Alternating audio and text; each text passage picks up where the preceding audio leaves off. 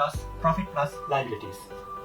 Now I have added profit because profit is earned by the owner. So therefore it has to be adjusted against the equity.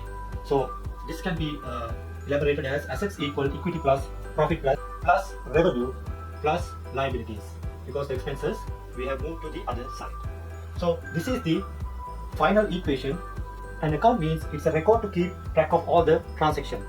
So the format of the account is known as T account, and the credit is abbreviated as C capital or simple.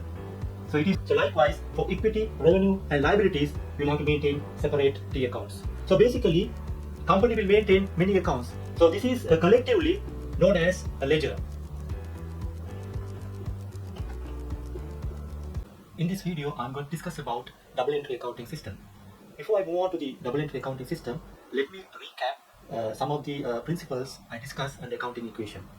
The main equation we discuss is assets equal equity plus liabilities. Before you watch this video, I would highly recommend you to go and watch my previous video on accounting equation. I have given the link below. So this is the basic equation, assets equal equity plus liabilities. So this equation can be further elaborated. As follows. Assets equal equity plus profit plus liabilities. Now I have added profit because profit is earned by the owner. So therefore it has to be adjusted against the equity. So this can be elaborated as assets equal equity plus profit plus liabilities. Now further you can expand this equation as follows. Assets equal equity plus revenue minus expenses plus liabilities. So revenue minus expenses is equal to profit. So therefore instead of profit we can say revenue minus expenses. Now by using simple maths, what you can do is you can simplify this equation as follows. Assets plus expenses. So if you want to remove this minus, you should bring to the side. If you want to eliminate minus, what you have to do is the expenses should be brought to the left side. So when you bring it here, it will be plus.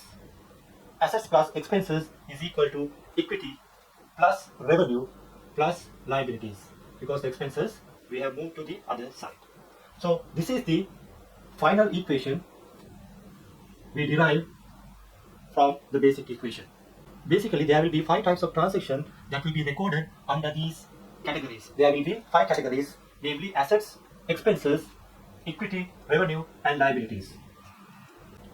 Now let's look at what type of transaction can be recorded under each of these categories.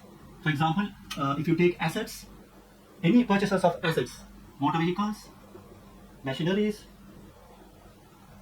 you can say buildings, purchases of buildings, all will be recorded under assets category. Not only that, cash. If there is an investment from the equity owner, so that also will be recorded under cash. Not only that, when you sell goods or when you provide services on credit to your customers, so which is known as accounts receivables, also will be recorded under assets. So this is also known as debtors. Now let's look at expenses. What type of expenses will be recorded under this category?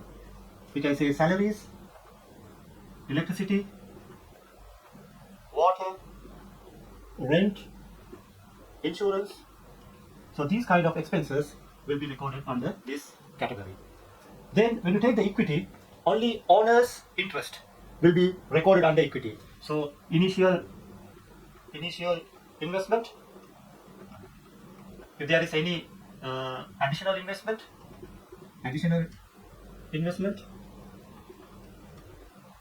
and also the personal transactions also will be recorded under equity. If the owner has withdrawn cash from the business, or if he has withdrawn any inventory or any stocks, those will be also recorded under, those transactions also will be recorded under equity. So we say personal transactions, we call it drawings, so will be recorded under equity. Now under revenue, we will have to record sales, whether it is cash sales or credit sales will be recorded under revenue. And also if you have provided any services, the service related income also will be recorded under service income under revenue. Then what about the liabilities? Under liabilities, you can record bank loans, if you have obtained a bank loan from the bank. Then if you have purchased any item from your suppliers on credit, then it has to be paid on a later date. So therefore, it has to be shown as liability. Accounts payable, also known as creditors. So all these transactions will be recorded in any one of these categories.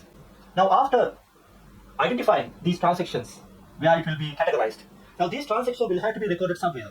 So where you will record this transaction? So it has to be recorded in some place. So this is known as account. An account means it's a record to keep track of all the transactions. So the format of the account is known as T account. It resembles English letter T. So the left side of the account is known as debit and the right side of the account is known as credit. So debit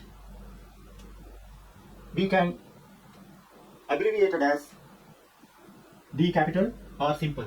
So normally it is written on the top of the top left side as DR, and the credit is abbreviated as C capital or simple.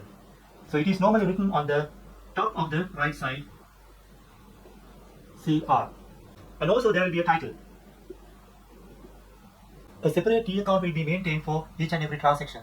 For example, for assets, you will have to maintain a separate T account. For expenses, you have to maintain a separate T account. So likewise, for equity, revenue and liabilities, you will have to maintain separate T accounts. So basically, company will maintain many accounts. So this is collectively known as a ledger.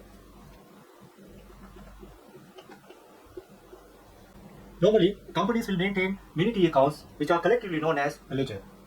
Now let's move on to the double entry accounting system. So in the double entry accounting system, so each transaction will have a dual impact. So each transaction will impact two accounts. Each transaction will have a dual impact. So every transaction should be recorded in two places, in two accounts. In double entry system, every debit entry will have a corresponding credit entry, and also every credit entry will have a corresponding debit entry. For example, if you record a particular transaction on the debit side of the one account, and it has to be credited on the credit side of another account. And on the other hand, if you record a transaction on the credit side of one account and it has to be debited on the debit side of the other account. Generally, the following types of accounts are increased with a debit. When you look at the assets, if you want to increase the value of assets, you need to debit the asset account.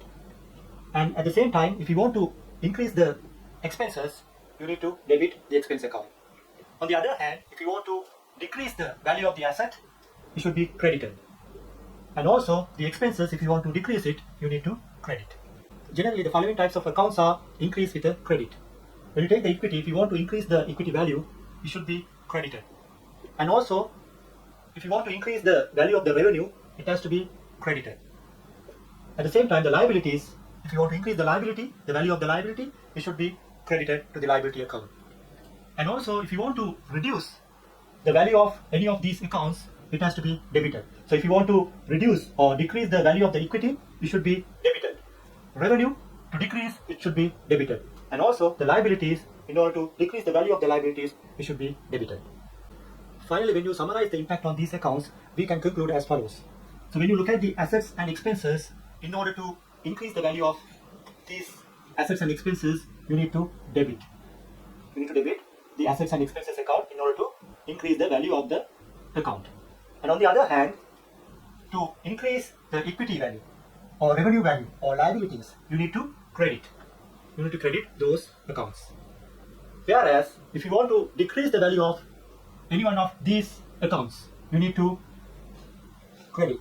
To decrease assets value, you need to credit, and to decrease the expense value, you need to credit. Whereas, to decrease the equity value, you need to debit. To decrease the revenue value, you need to debit. And also, you need to debit the liability to decrease the value. If you want to watch more videos on accounting, please subscribe to my channel. Thanks for watching.